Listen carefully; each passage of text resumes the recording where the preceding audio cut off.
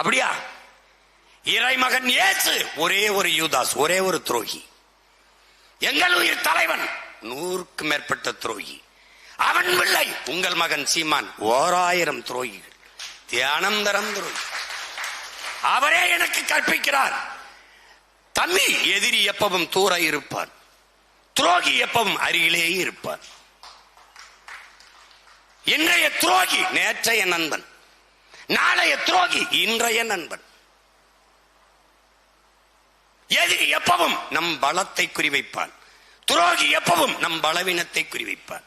அதனால் என்ன செய், எதிரியை கூட மன்னி, துரோகியை ஒருபோதும் மன்னிக்காது என்பது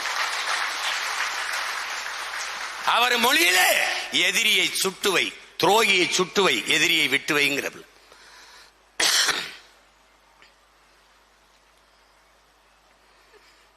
இப்படிப்பட்ட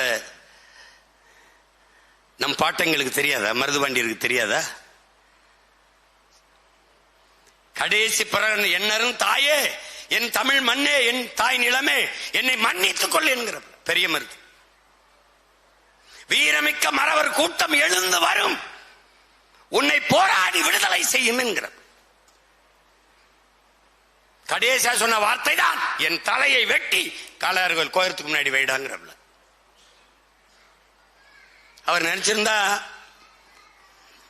சமரசம் செஞ்சு வாழ்ந்திருக்கலாம். இதெல்லாம் என்ன கற்பிக்குது தலைவனுக்கு? சரணடைந்து வாழ்வதை விட சண்டையிட்டு சாகலாம்டா. இத வேற வடிவத்தில் சேகுவார சொல்றான். ஒருவன் காலில் விழுந்துதான் வாழ வேண்டும் என்கிற நிலை இருக்குமானால் நான் எழுந்து நின்று இறந்து போவேன் என்கிற.